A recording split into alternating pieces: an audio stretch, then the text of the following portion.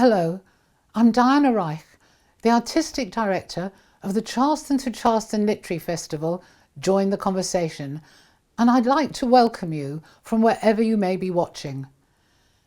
Transforming the way that the festival is delivered, from live appearances to an online version, and offering an even stronger, more diverse and plentiful series of events, is a reflection of our belief that literature and the arts provide a catalyst for dialogue, creativity, empathy, laughter and tears, binding communities together.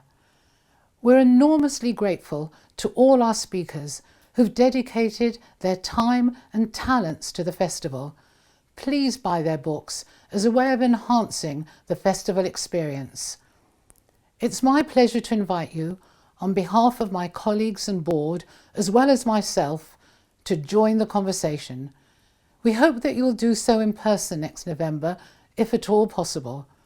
Charleston in South Carolina is a beautiful, historic and hospitable town, and the Charleston to Charleston Literary Festival will definitely be going from strength to strength. I'm Suzanne Pollack, Director of Development for the Charleston to Charleston Literary Festival. This year, more than ever, we are so grateful to our generous donors, returning and new, who've made it possible to offer free sessions to everyone everywhere, building a truly international audience. There's still time for you to become a donor. We're taking donations throughout the month of November.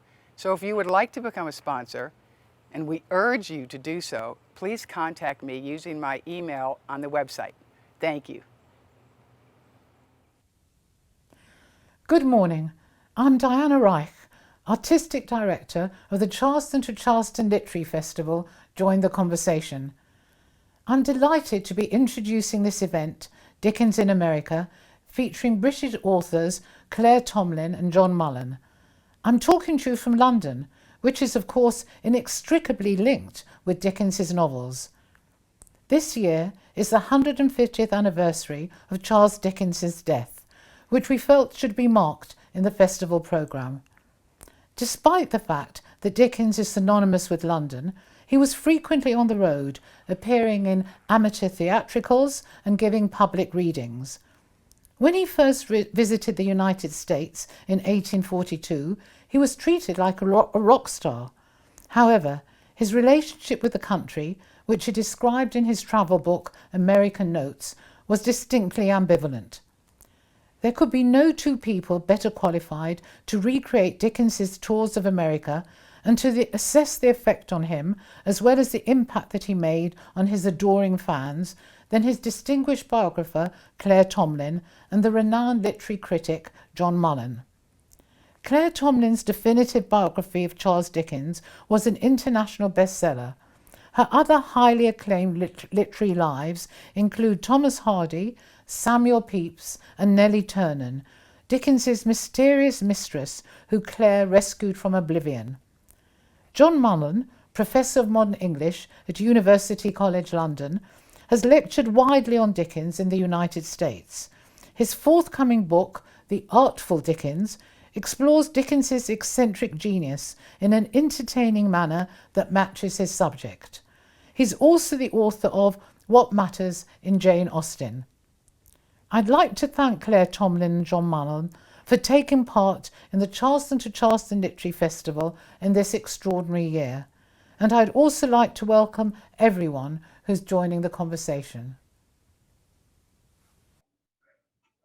Hello, I'm very pleased to be talking to the Charleston to Charleston Literary Festival. My name's John Mullan, and I'm going to be in conversation about Dickens and Dickens in America with Claire Tomalin.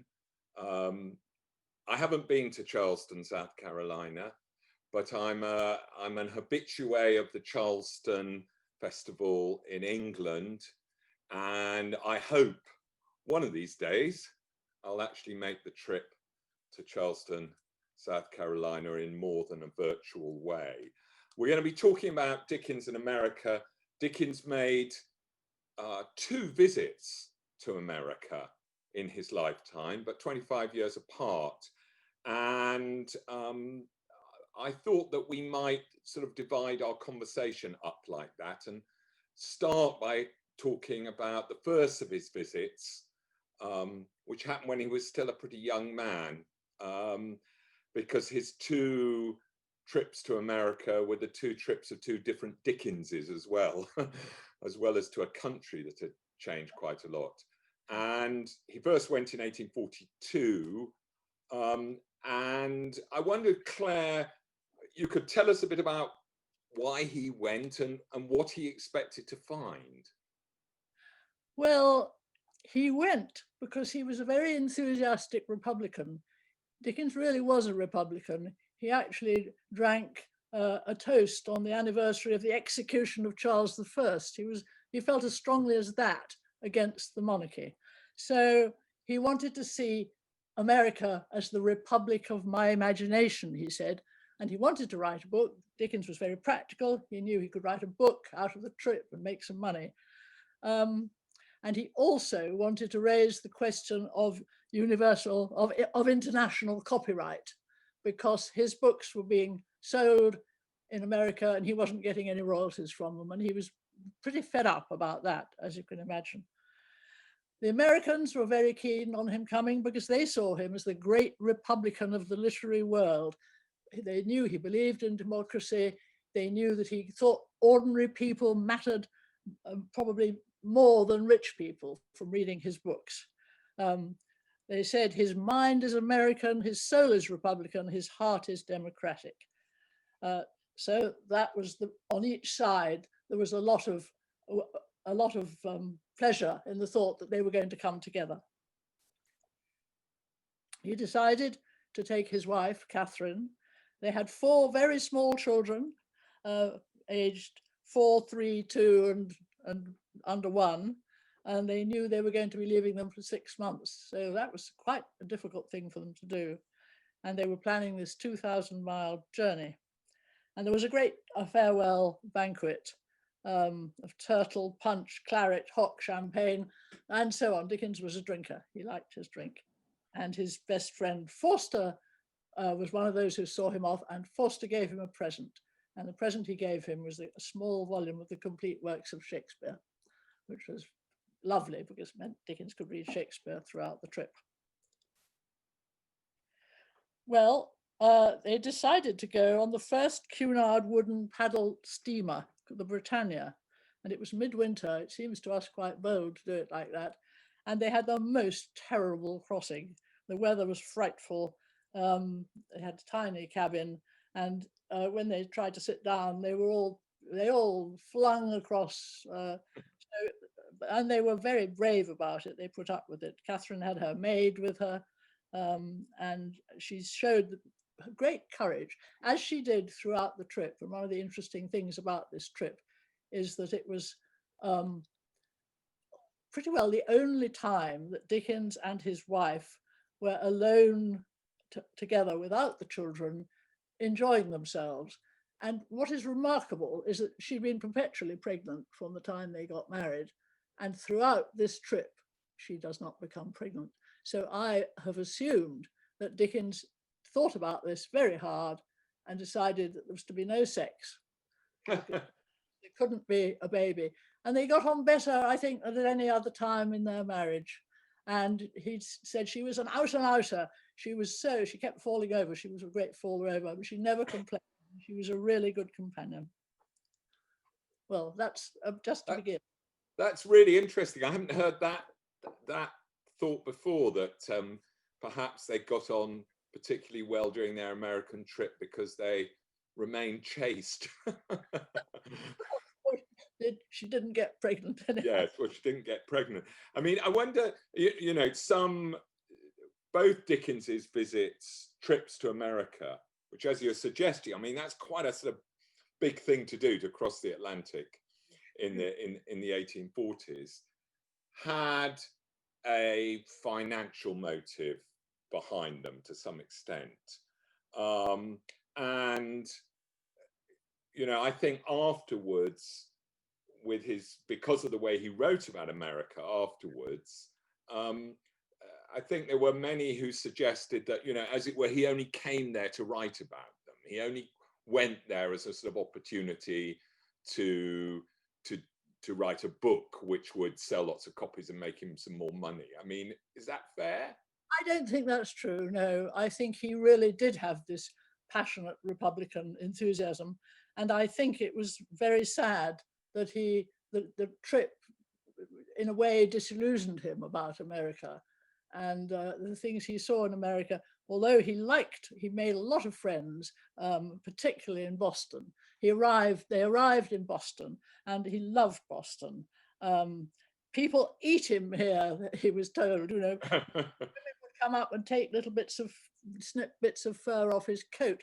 He was a celebrity. The word celebrity hadn't yet, didn't have time to come in, but that's exactly what he was. And he worked very hard. He visited schools, he visited prisons, he looked at everything. He showed tremendous interest. And the professor of Greek, Cornelius Felton, who became a lifelong friend, said that he thought Dickens rivaled Shakespeare in his inventiveness. So he felt he was appreciated. And that I mean, he was an incredible celebrity, wasn't he? And he's also, well, he's 30 years old. I think he has his birthday while he's there, and he's 30 years old, and he's written, Pickwick Papers, Oliver Twist, Nicholas Nickleby, The Old Curiosity Shop, Barnaby Rudge, and he's fated. So why is this trip best known for the sour version of America that it produced? Or why did he dislike it so much if he's, being treated like a pop star, which he enjoyed? Well, he had mixed feelings. I mean, it was all too much in one sense. He got to New York, there was a Boz ball given for 3,000 people in the Park Theatre, 10,000 sandwiches, 300 quarts of ice cream. After that, Dickens said that he was going to go to no more public dinners, but also he appreciated it. And then moving on, he got to Washington, and there he really began to change his view. The president was John Tyler, who was a substitute of a previous president died. He was a nobody. Dickens turned down his dinner invitation. Can you imagine turning down dinner with the President of the United States? Perhaps you can today. And he's wrote to Forster, his best friend Forster, whom he wrote these wonderful letters to, that he'd now moved into regions of slavery, spittoons, and senators, all three evils. As soon as he saw slavery, he was absolutely appalled. The spittoons are very interesting. He saw in America that all the men chewed tobacco, and they chewed it, and when they chewed it enough, they spat it out. And in some places there were spittoons and spit into, but very often they simply spat it onto the floor, onto the carpet, anywhere. And he found this, understandably, I think, totally revolting. And it sort of dominated his picture of American men's behavior. And I think his complaining about that caused offense, presumably, to every smoker in America. At that point also, he said to Forster, I think it impossible for any Englishman to live here and be happy. He said also, I love England better now than when I left it. Being in America, he began to really love England for all its faults. I wonder, I mean, the spittoons we talked about, and certainly in the accounts that he wrote, he does talk about expectoration quite a lot, doesn't he? But I wonder if we could talk a bit about the other two, the senators and the slavery. Yes. I mean, the senators first. The way he responded to his sort of spectatorial view of American democratic politics, doesn't it? I wonder if it doesn't show that his real problem with America wasn't America, but his own extremely elevated expectations of it. And blow me down, American politicians were as bad as politicians anywhere. And you know, that was a big sort of letdown to him, wasn't it? for themselves and ready to put Dickens down. Yes, that's true.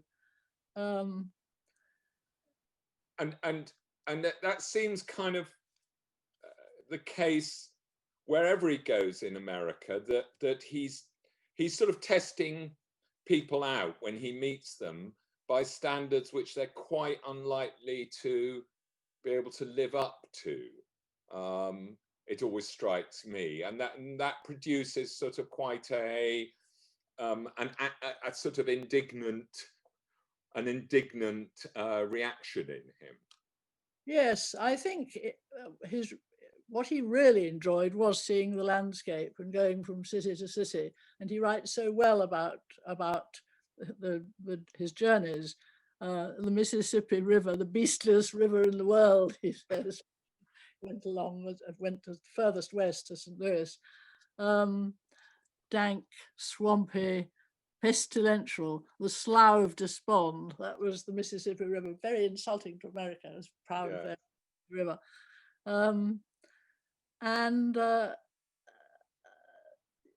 Niagara, he gets very, very excited when he goes to Niagara. Wonderful description of Niagara. Stays there, thinks that the spirit of his dead sister-in-law, this is a bit of Dickens I find very hard to take, must have often visited it. Sister-in-law's spirit must have spent her time flying from one beauty spot in the world to another. But Dickens allows himself to think that. And what about the his quite sort of limited observation of slavery? He travels, doesn't he, to Virginia? He doesn't get to Charleston, I believe. No, he decides not to go because what he's already seen has upset him so much. And I could just read a sentence or two that he wrote, which I think will interest us all today as much as when it was written.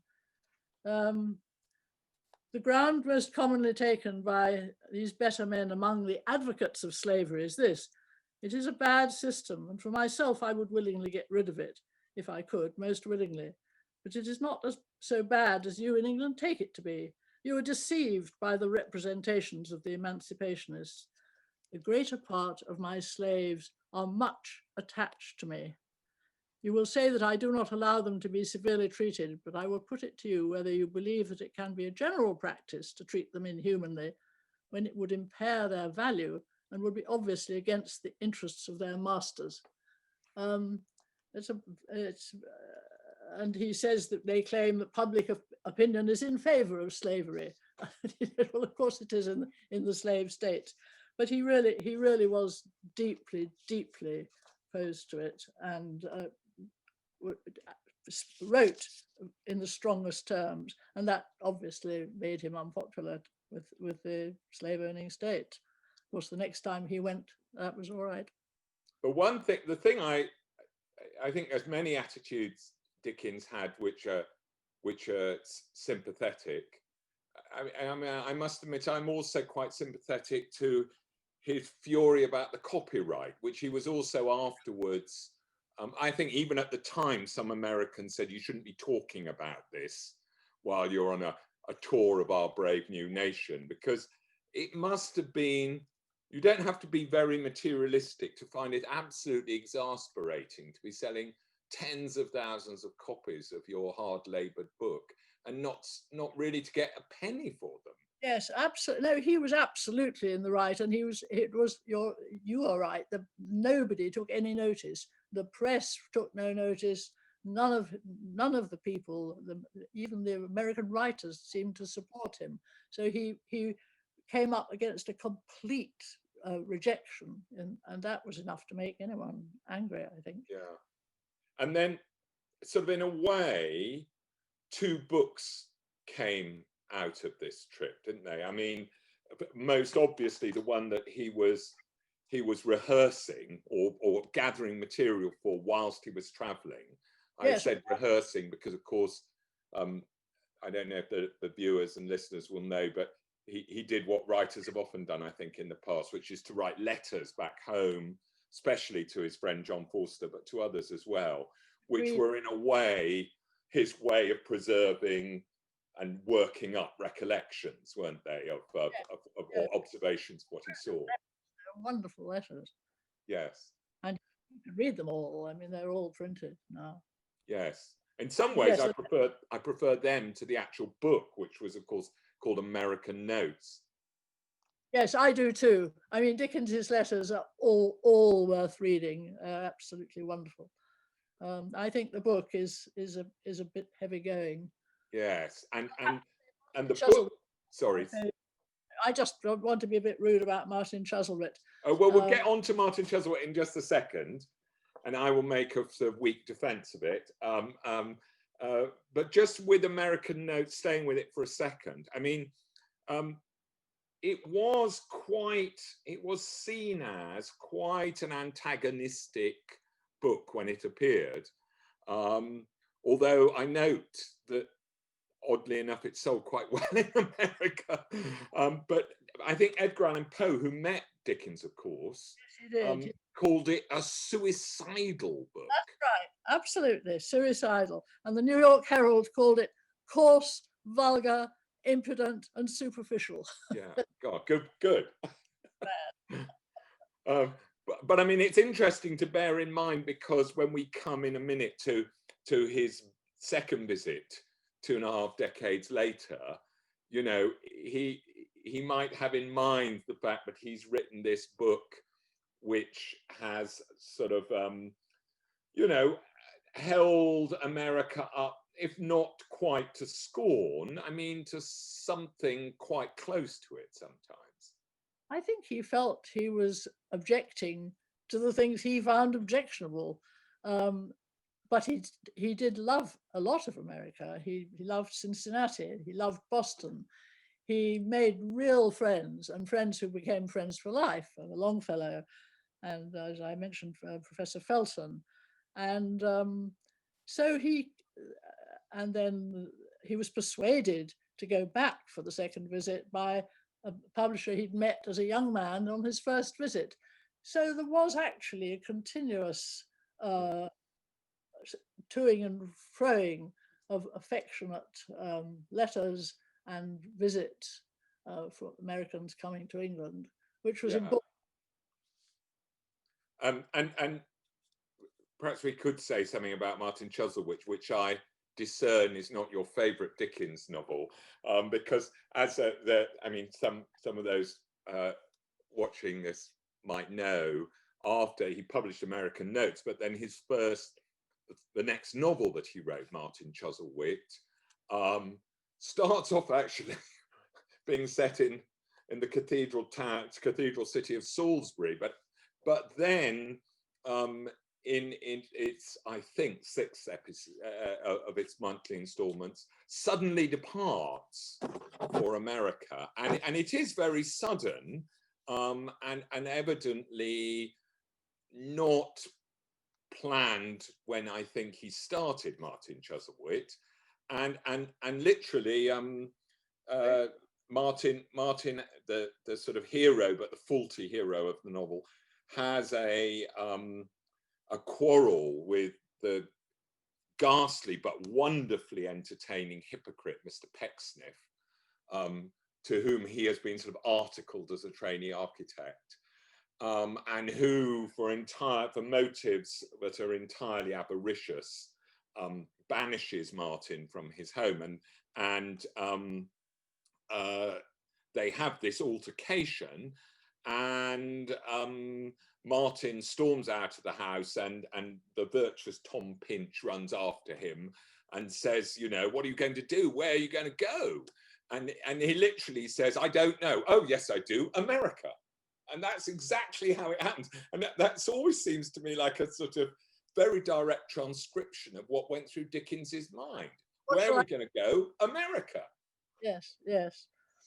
But he doesn't stay very long in America, does he? No, but tell me, I mean, you don't like Martin Chuzzlewit. I mean, you tell me you don't presumably like the American episodes in Martin Chuzzlewit either. I find them very interesting. I don't feel Dickens is really engaged in that book. Yes. The way he is in my favourite books. I feel it's a muddle. So there are very good scenes in London. Wonderful, wonderful scenes in London. It's true. Yeah, I mean, I must say, I mean, the American episodes, he goes first of all to New York. He doesn't go to Boston, as if I think Dickens is afraid that if he sent his hero to the place he rather liked, he would be forced to admit that he rather liked it. So he sends him to New York, and I mean, it strikes me that the bits of the representations of the characters he meets in America are so one track, that even the things which are potentially quite funny lose their sort of comic energy. So for instance, there is quite a, if you're American or if you're British, there's potentially quite a funny thing in New York about how these ladies he meets are terribly keen on the fact that they're very democratic, and they feel very sorry for him for coming from a country which is class-ridden and obsessed with hierarchy, where you are condemned to your social station by your birth and you can't be whoever you want to be, like in the Brave New Republic. But they're also obsessed with gossipy news about the royal family, in the British royal family and the British aristocracy. And it is Downton Abbey, just absolutely, and it could have been quite funny, but it's just one more sort of nail in the coffin, it seems to me, of a kind of fairly unremitting picture of how disillusioning this Grand Republic is. Yes, I think that's right. Yes. And he goes off, doesn't he, to, in the end, for those who haven't read the novel, and I think the novel's got wonderful things in, lots of wonderful, terribly funny things. Any novel with Mrs. Gamp in is wonderful. Mrs. Gamp is one of the great. He used her forever afterwards in his reading. Yes. Because it was so marvelous. Indeed, he did. But anyway, he goes off, and those who are interested, in the end, he's sold a plot of land in a speculation called Eden, which is, I believe, people argue about where it is, but it's probably somewhere, it's somewhere in the Mississippi Valley. I'm told it's quite near Palmyra, Missouri. And it certainly would have tickled Dickens's fancy, but a slightly swampy place as it was then, by the Mississippi, could be called Palmyra. But anyway, he calls it Eden. And of course, it's all a big con. And everybody's sort of dying of malaria. And he and his companion Mark get very, very ill. And it's one of those sort of moments in fiction where, by getting ill, the hero has to learn the error of his ways and come back a chastened and reformed character. Well, that's brilliant. You make me think I must go back and. And there's a great thing. I will put in one line from this episode, which is, on its own, you can see he is able to write satirically and amusingly. It's just a bit too one track, which is the man who's called General Choke, who encourages Martin to spend all his remaining funds on this sort of plot of land in a swamp with a log cabin. In order to do it, he says to him, "What are the great United States for, sir?" pursued the general, "if not for the regeneration of man." And of course, actually, he does regenerate, although only through pain and suffering. Well, I can see you've made a very, very good case for Martin. But anyway, after And he goes, writes A Christmas Carol, which was a great work. Yeah. So, and after American Notes and Martin Chuzzlewit, it might be thought that Dickens is some kind of Americanophobe, but of course, as you say, he still had lots of friends good friends that he corresponded with. And then, great slippage of time, 25 years later, he goes back to America. And I wonder if you could tell us why he goes back in his mid-50s. Well, he'd been wanting to go, but there was the Civil War going on, so it was absolutely impossible. And he was pressed by James Fields, whom he'd met in Boston on the first trip, who was a publisher. Fields heard him speak. He visited Dickens in England in 1860 with his young wife, Annie, who's made many comments and wrote a good deal about Dickens, to persuade him to come. But there was a problem about going. And one of the problems was that Dickens had now rid himself of his wife, and he had Nellie Ternan, his mistress, and the Fields knew about her and were sympathetic, and he wanted to take her with him. And in fact, she said she was ready to commit herself to the Atlantic under the care of his manager, Dolby. But the Fields said it was absolutely impossible, that Dickens could not possibly visit America with a young mistress. So poor Nellie went off to Italy, where her sister was.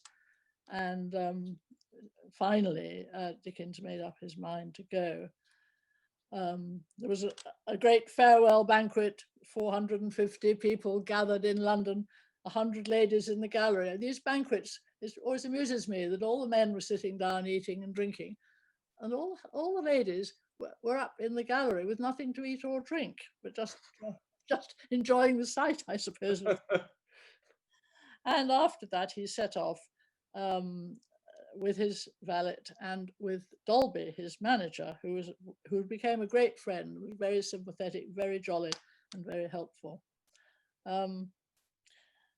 They arrived in Boston. Henry James was there, the young Henry James, and he noted that, first of all, he couldn't get any tickets. And then when he did manage to squeeze in, he talked about hard, charmless readings and Dickens's merciless military eye. Henry James was the only person to complain. Everybody was in love with Dickens. Dickens was a real celebrity. The word celebrity by now did exist, and it absolutely applied to him. The ticket sales were spectacular, and during that trip, Dickens made £20,000, which is pretty amazing. But money was amazing, but Dickens's sufferings were amazing too. He was already ill. He had gout in one foot. He denied that it was gout, but it clearly was. And he was weak. And so in March, he wrote to Forster saying, "I am nearly used up." And he kept going pretty well on rum, sherry, and champagne with a bit of beef tea and soup.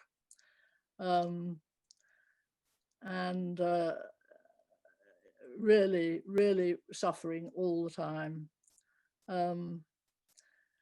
He got to Chicago, but he didn't go any further.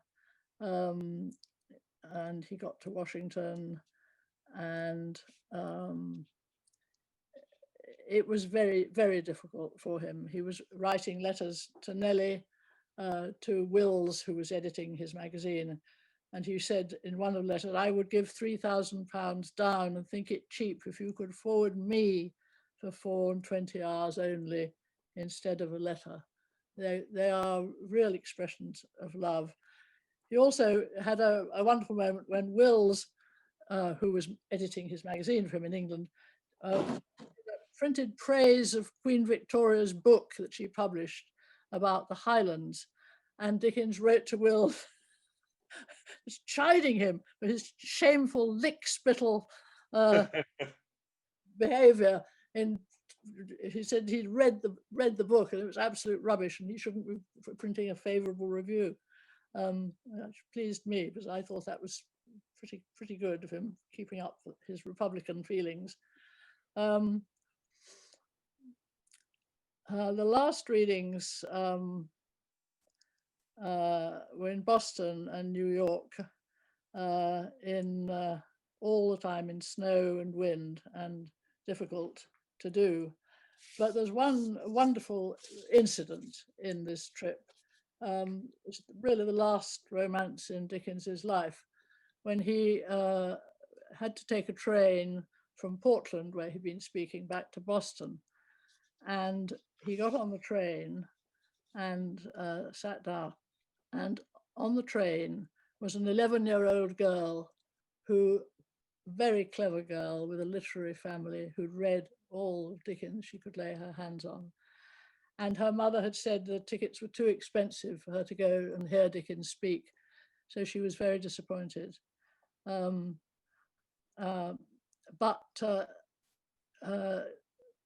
she was traveling with her mother on the train too.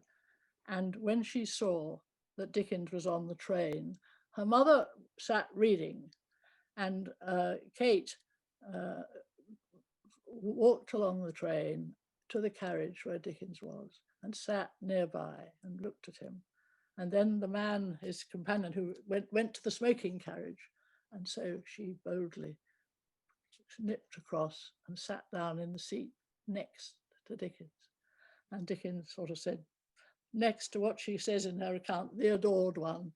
And Dickens was amazed. And of course, God bless my soul, where did you come from, he said.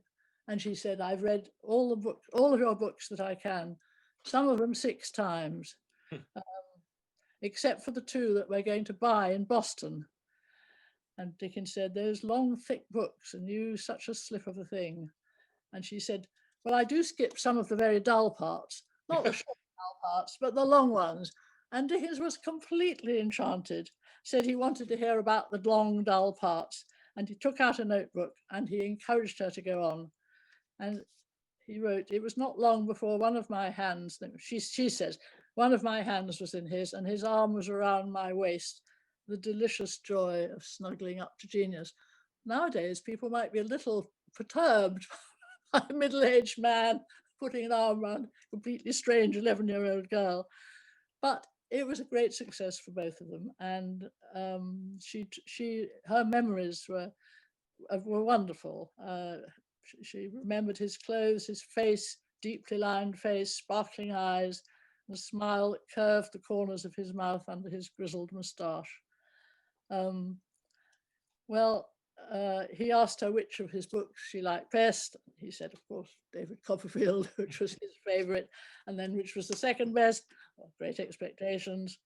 And Dickens said, did you want to go to my reading very much?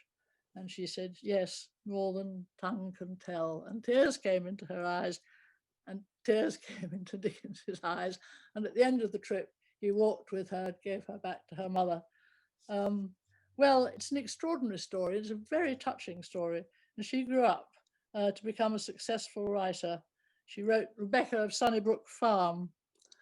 And in 1923, the Dickens Fellowship in England invited her to come over, and she did, and she died in England. So I think that's a story that I find very, very moving. Another thing that happened on that trip was that he lost his diary in New York. And that's terribly important for all of us who've tried to write about Dickens. I decided when I went to New York, I wouldn't ask them to photocopy it. I didn't think they would, it's too precious. So I spent several days copying every single day of the diary into my notebook. And it tells us a great deal about 1 year in Dickens's life up to the loss of the diary, the way his life was divided between London, between Gad's Hill, his country house, and between Slough, where Nellie lived. And you can see how carefully he organized his life. Yeah, that's fantastic, isn't it? Lucky, and he had such diaries for other years, which were then destroyed. Did he? I don't think any other diaries. I think there were at the beginning. There were a few early, very, very early ones. Yes, just notes. But I don't think any other complete one like that is known. I wonder if we could just talk a bit more about the readings, these incredible readings, which probably lots of people listening will know a bit about. But clearly, or as you describe really vividly, he was homesick, exhausted, ill, but by all accounts, his readings were still pretty good. His performances were still pretty good. And it's worth, I think, just sort of emphasizing how much he would perform. I mean, even sort of, Fleetwood Mac on tour would respect the frequency of his dates. I think he did, I looked it up just before our conversation, and he did 75 performances in America. And in his lifetime, apparently 472 sort of gigs, as it were, which is an extraordinary number given the amount of energy and sort of dramatic voltage that he put into each one. Well, I think you say in your brilliant book that he wrote really to read. I mean, that his writing is at its best being read. And he doesn't, on the whole, describe his characters. He gives us their voices. And so the readings meant that he was actually giving the best of what he'd written. Edmund Wilson said there was a strain of the ham in Dickens, but my goodness, it was anyone who's described Dickens' readings, they were always absolutely overcome by them. Yeah, and it's funny, isn't it? Because sort of, I don't know about in America, but in Britain, in my lifetime, or perhaps only really very much in the last kind of couple of decades, we've seen sort of literary culture, particularly through things like literary festivals, slightly recover this sort of pleasure in hearing an author read their own work, which has become a sort of a feature for novelists now. They have to be performers almost, don't they? Or it helps them and it pleases their publishers if they are. But it was a real sort of novel thing in Dickens's day. Yes, and I think at first Forster thought it was rather a vulgar idea and wasn't much in favour of it. And he had to overcome that. But as soon as he started doing it, it was extraordinary how people responded. Yeah, and I think also, sort of, I'm used to making defences of Dickens's obsession with kind of earning money. And I think maybe you could talk in a second about why he thought he needed in 1867 to earn plenty of money, what his expenses were. But I also think that quite apart from his outgoings and all the people he was having to support, that it was for him a sort of index of how much the readers loved him, as it were. So it wasn't a cynical thing, I feel, with Dickens, his obsession with readerships, audiences, his public appeal. It was as if his takings were a measure of his ability to hold his readers.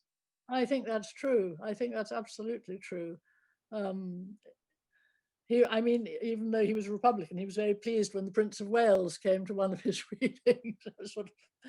He'd made it in that sense. Could you tell us a bit about what he was he was having to spend the money on in the sort of by this stage of his career? What the arrangements were, who he was having to support? Because he did also feel he got a lot of drains on his income, didn't he? Yes, he helped his sister and his old mother until her death. I mean, he had Gad's Hill, the house of his dreams, which was well maintained, and he was always improving it. He built on rooms. He spent a lot of money on it, and then he had his office in London, which was also a flat, and he had a housekeeper living in that same building. So there was that, and he would give huge, wonderful dinners for all his young men friends, memorable dinners. He would invent certain dishes, sort of lamb stuffed with fish or something, I don't know. And then he was supporting Nellie for wherever she was. I mean, whether she was out staying in Italy with her sister, who was married to Trollope's brother, or whether she was on holiday somewhere in England. So, and he was very charitable too. So he had if you look in his cellar, he spent a great deal on drink, and his cellar was absolutely full of alcohol. He really went in for that. Yeah, you were saying that he supported himself. He kept himself going when he was flagging with booze a bit, and I remember in Martin Chuzzlewit, I think almost the only nice things he says about, he allows Martin to say, or Martin to experience about America, is discovering the existence of cocktails. And this is and Dickens thought cocktails were wonderful, so he allows Martin Chuzzlewit, the young Martin Chuzzlewit, the eponymous character in the novel, to taste a cherry cobbler, I think it is, a sherry cobbler for the first time. So, oh, this is fantastic. It's almost worth crossing the Atlantic for this. So he did he did think of it as the great land of cocktails, didn't he? Yes, yes. And of course, after he died, his son Charlie went to America and did more readings. People tried to keep up the tradition. When he died, Longfellow, who was very, very attached to him, said, Dickens was so full of life that it did not seem possible he could die. I never knew an author's death to cause such general mourning. The whole country is stricken with grief, and that was the whole country of America was stricken in grief. Of course, in England, the people queued for days to put flowers in his grave in Westminster Abbey. I wondered if I might get a slightly opportunistic, Claire, but if I might just slip in a very short sort of extract from one of the Dickens novels we mentioned, not Martin Chuzzlewit, because I thinking about these readings and this last great tour of America he does, it does seem to me that it's sort of the habit of reading out loud became such an essential experience for Dickens that it's not just there in the readings he actually tailored for these events, but all right through his prose, as if he's the great novelist who sort of captures the energies of the speaking voice. That's how one way I think of him. And so I'm gonna test this out on you. So this is a little bit of Great Expectations, okay? Quite near, late in Great Expectations, when Pip and Herbert Pocket have taken Magwitch down the river, down the Thames estuary, to try and intercept the packet boat going to Hamburg, to slip him on board to escape Britain. And I always think one of the great things about how Dickens writes is his repetition, lots and lots of repetition. So it's a kind of rhythmical thing, which sort of more polite and polished authors would never do. So if you bear with me, it's just very short. And it's Pip suddenly realizes that this terrain is very like his own, where he comes from, where we are right at the beginning of the novel. It was like my own marsh country, flat and monotonous, and with a dim horizon, while the winding river turned and turned, and the great floating buoys upon it turned and turned, and everything else seemed stranded and still. For now the last of the fleet of ships was round the last low point we had headed, and the last green barge, straw-laden with a brown sail, had followed, and some ballast lighters, shaped like a child's first rude imitation of a boat, lay low in the mud, and a little squat shoal lighthouse on open piles stood crippled in the mud on stilts and crutches, and slimy stakes stuck out of the mud, and slimy stones stuck out of the mud, and red landmarks and tide marks stuck out of the mud, and an old landing stage and an old roofless building slipped into the mud, and all about us was stagnation and mud. And I just think it's sort of, if you had got a handbook, it would have disobeyed almost every precept in that book, and yet isn't it absolutely wonderful? Yes, yes, it is one of the greatest of his books, isn't it? Which is greater, David Copperfield or that? Well, perhaps I think we're drawing to a close. So maybe you can tell us.